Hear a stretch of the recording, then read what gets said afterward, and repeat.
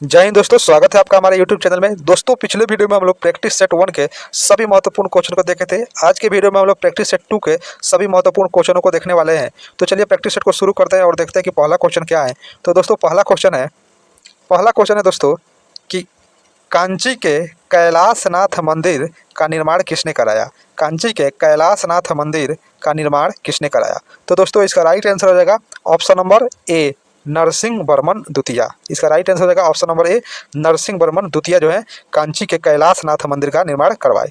दोस्तों कैलाशनाथ मंदिर का नाम जो है एक और है, दूसरा नाम है उसका, वो नाम है राज सिद्धेश्वर मंदिर।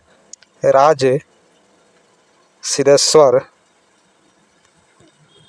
सिद्धेश्वर मंदिर, यानी कि दोस्तों कैलाशनाथ मंदिर का नाम जो है राज सिद्धेश्वर मंदिर भी है।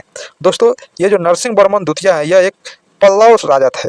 पल्लव यानी कि पल्लव राजवंश के ये राजा थे। दोस्तों option number B, Narasimha Varman 1, इनके बारे में भी थोड़ा सा हम लोग देख ले। तो दोस्तों नरसिंह वर्मन 1 भी महाबलीपुरम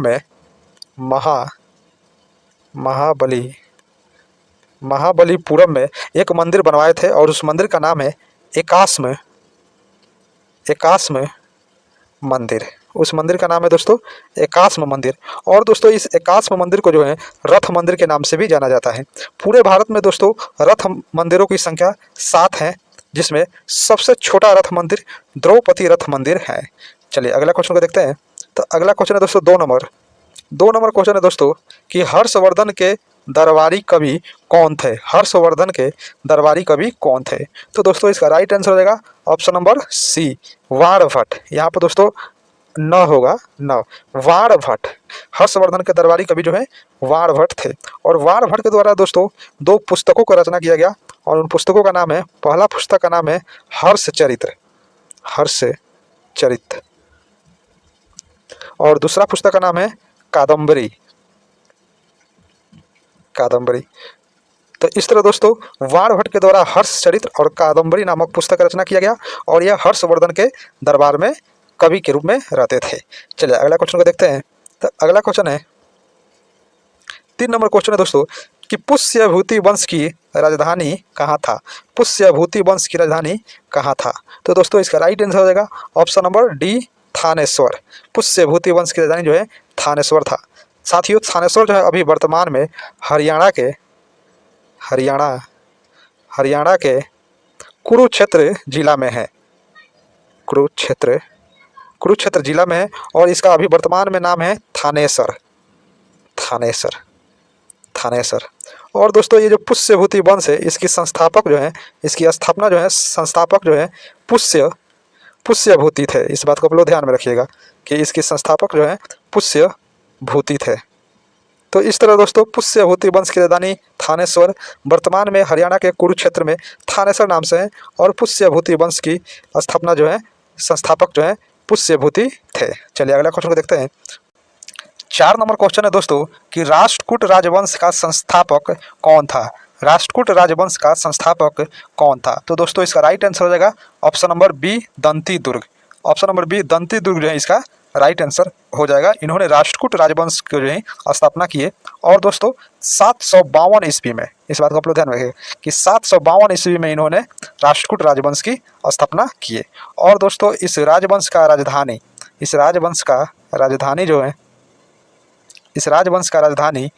मनकीर या इसी का दूसरा नाम था मान्य खेत था। तो दोस्तों इस तरह राष्ट्रकूट राजवंश का संस्थापक दंती दुर्ग 752 ईस्वी में इन्होंने किया और इसकी राजधानी मनकीर या मान्य खेत था। चलिए अगला क्वेश्चन को देखते हैं। तो क्वेश्चन नंबर 5 है दोस्तों कि एलोरा के प्रसिद्ध कैलाश मंदिर का निर्माण किसने कराया। एलोरा के प्रसिद्ध कैलाश मंदिर का निर्माण किसने कराया। तो दोस्तों इसका राइट आंसर हो जाएगा ऑप्शन नंबर ए, कृष्ण प्रथम। ऑप्शन नंबर ए, कृष्ण प्रथम जो है राइट आंसर हो जाएगा। और कृष्ण प्रथम जो है दोस्तों एक राष्ट्रकूट शासक थे। राष्ट्रकूट शासक थे, यानी कि राष्ट्रकूट राजवंश के ये शासक थे और इन्होंने एलोरा के प्रसिद्ध कैलाश मंदिर का निर्माण करवाए। चलिए अगला क्वेश्चन को देखते हैं। तो क्वेश्चन नंबर 6 है कि अल मसूदी भारत किसके शासन काल में आया था। अल मसूदी भारत किसके शासनकाल में आया था? तो दोस्तों इसका राइट आंसर हो जाएगा ऑप्शन नंबर सी, इंद्र तृतीया। इंद्र तृतीया के शासनकाल में अल मसूदी जो है भारत आया था। और दोस्तों ये जो अल मसूदी है ये अरब के रहने वाला था, ये अरब का रहने वाला था और यह इंद्र तृतीया के शासनकाल में आया था। और दोस्तों ये जो इंद्र तृतीया है ये भी राष्ट्रकूट राजा था, याद रखिएगा, ये जो है राष्ट्रकूट राजा था और इसके दरबार में अल मसूदी अरब से आया था। चलिए अगला क्वेश्चन को देखते हैं। तो क्वेश्चन नंबर 7 है दोस्तों, क्वेश्चन नंबर 7 है दोस्तों कि मिताक्षरा नामक ग्रंथ के रचनाकार कौन है? मिताक्षरा नामक ग्रंथ के रचनाकार कौन है? तो दोस्तों इसका राइट आंसर हो जाएगा ऑप्शन नंबर ए, विज्ञानेश्वर। मिताक्षरा नामक ग्रंथ के रचनाकार जो है दोस्तों विज्ञानेश्वर हैं। दोस्तों ये जो मिताक्षरा नामक ग्रंथ है, इस मिताक्षरा नामक ग्रंथ को हिंदू विधि ग्रंथ भी कहते हैं। इस बात को आप लोग ध्यान में रखिएगा कि हिंदू विधि ग्रंथ इसे कहते हैं। चलिए अगला क्वेश्चन को देखते हैं। क्वेश्चन नंबर 8 है दोस्तों कि बिल्हन नामक विद्वान किसके दरबार में रहते थे? बिल्हन नामक विद्वान किसके दरबार में रहते थे? तो दोस्तों इसका राइट आंसर हो जाएगा option number C, Vikramaditya 6। Vikramaditya 6 के दरबार में जो है बिल्हन विद्वान रहते थे। दोस्तों ये जो विक्रमादित्य 6 हैं ये चालुक्य शासक थे, चालुक्य राजवंश के शासक थे। और चालुक्य में भी ये चालुक्य के कल्याणी राजवंश के ये शासक थे और इनके दरबार में बिल्हन नामक विद्वान रहते थे। बिल्हन के द्वारा दोस्तों एक पुस्तक का रचना किया गया है और उस पुस्तक का नाम है विक्रमांक देव चरित्र। विक्रमांक देव चरित्र। तो इस तरह दोस्तों बिल्हन के द्वारा पुस्तक की रचना किया गया, उसका नाम है विक्रमांक देव चरित्र और ये चालुक्य कल्याणी राजवंश के राजा विक्रमादित्य 6 के दरबार में रहते थे। चलिए अगला क्वेश्चन को देखते हैं। तो अगला क्वेश्चन है दोस्तों कि चोल वंश के संस्थापक कौन था? चोल वंश के संस्थापक कौन था? तो दोस्तों इसका राइट आंसर हो जाएगा option number D, Vijayalaya. Vijayalaya जो है चोल वंश के संस्थापक थे। और दोस्तों विजयालय 850 से 887 ईस्वी तक जो है शासन किए और 850 में इन्होंने चोल वंश के जो है स्थापना किए। और दोस्तों इस वंश की राजधानी जो है दोस्तों तंजौर थी।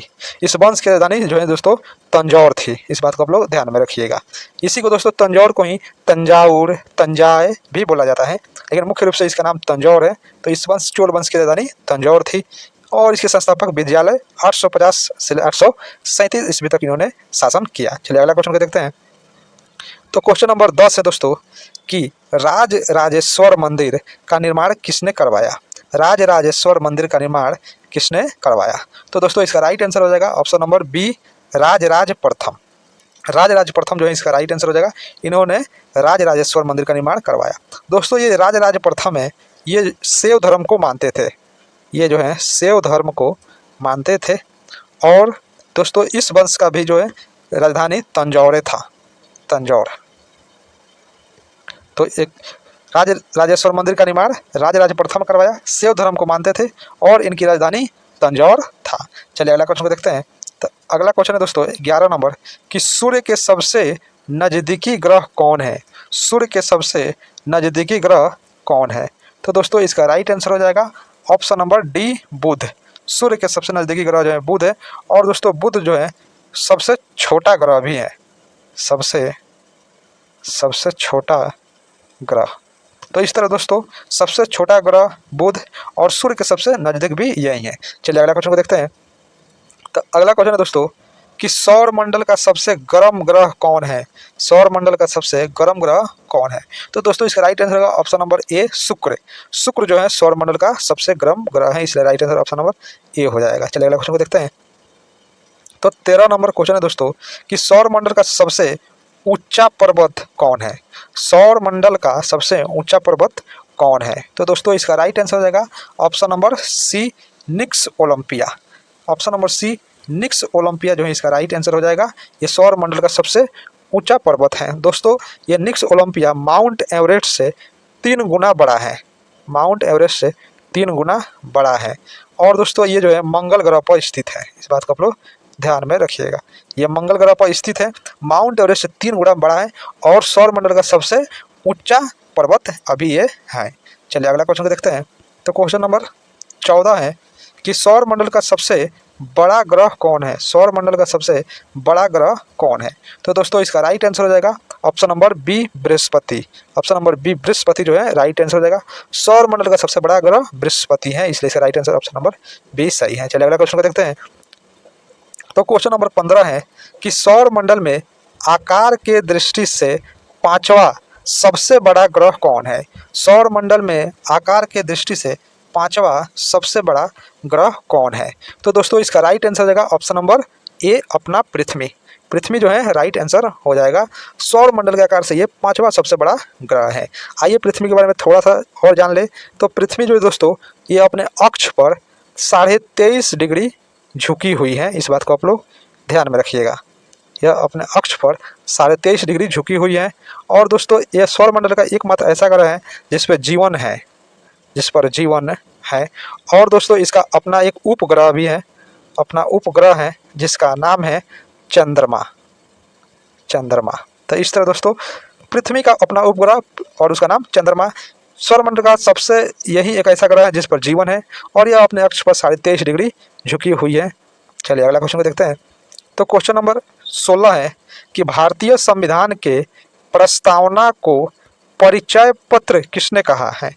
भारतीय संविधान के प्रस्तावना को परिचय पत्र किसने कहा है? तो दोस्तों इसका राइट आंसर हो जाएगा option number A, N A. Palkhivala.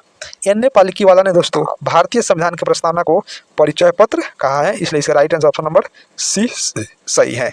चलिए अगला क्वेश्चन को देखते हैं। तो क्वेश्चन नंबर 17 है दोस्तों कि भारतीय संविधान को एक पवित्र दस्तावेज की संज्ञा किसने दिया है?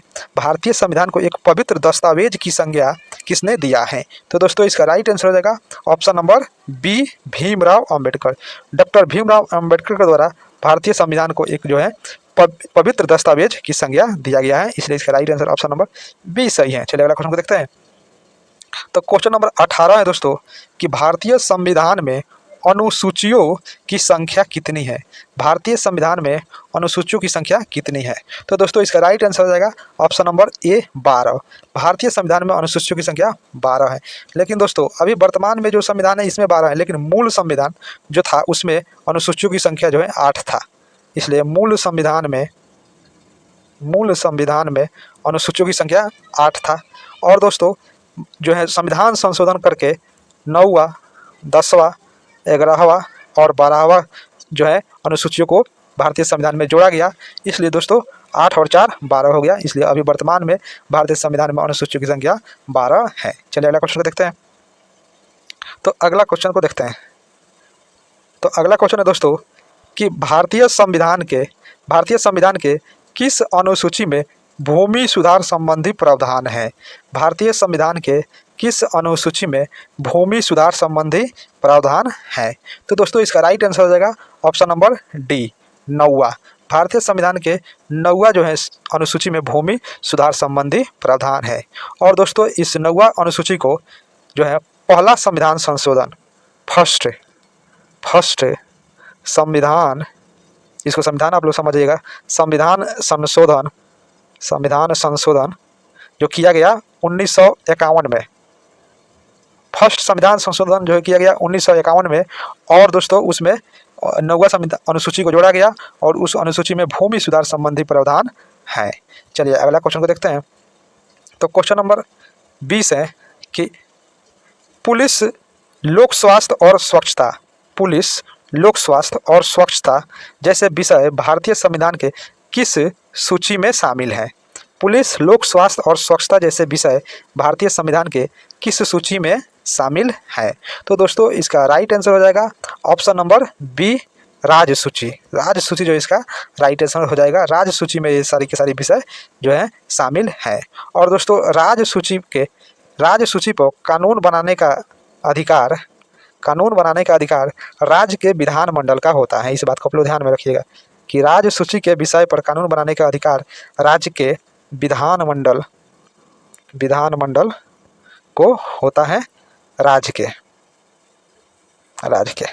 तो दोस्तों चलिए अगला क्वेश्चन को देखते हैं।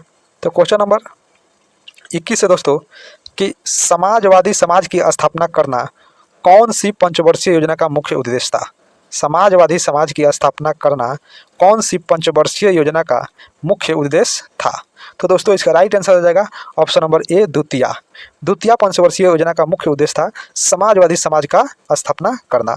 और दोस्तों द्वितीय पंचवर्षीय योजना का कार्यकाल था 1956 से 1961 तक। इस बात को आप लोग ध्यान में रखिएगा। चलिए अगला क्वेश्चन को देखते हैं।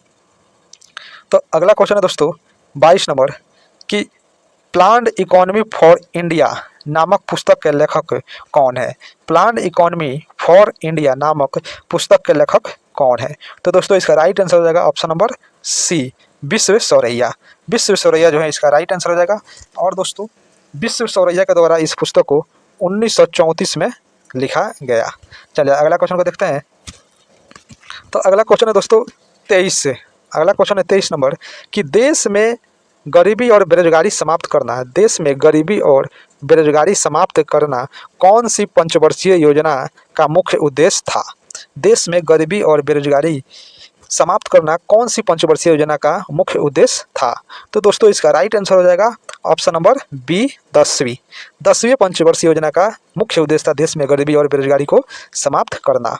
और दोस्तों 10वीं पंचवर्षीय योजना का कार्यकाल था 2002 से 2007 तक। इस बात को आप लोग ध्यान में रखिएगा। चलिए अगला क्वेश्चन को देखते हैं। तो अगला क्वेश्चन 24 नंबर है दोस्तों कि भारत में नई आर्थिक सुधार नीति को कब शुरू किया गया? भारत में नई आर्थिक सुधार नीति को कब शुरू किया गया? तो दोस्तों इसका राइट आंसर हो जाएगा ऑप्शन नंबर डी, 1985। 1985 जो है इसका राइट आंसर हो जाएगा। और इस समय दोस्तों भारत के प्रधानमंत्री थे राजीव गांधी। चलिए अगला क्वेश्चन को देखते हैं। 25 नंबर क्वेश्चन है दोस्तों कि सेबी की स्थापना कब हुआ? सेबी की स्थापना कब हुआ? तो दोस्तों इसका राइट आंसर हो जाएगा ऑप्शन नंबर ए, जो है इसका राइट आंसर हो जाएगा ऑप्शन नंबर ए, 12 अप्रैल 1988 को जो है सेबी की स्थापना हुआ। दोस्तों ये जो ऑप्शन नंबर बी है 30 जनवरी 1992, इस पर भी थोड़ा सा ध्यान दे दे। तो दोस्तों इस दिन जो है एक अध्यादेश पारित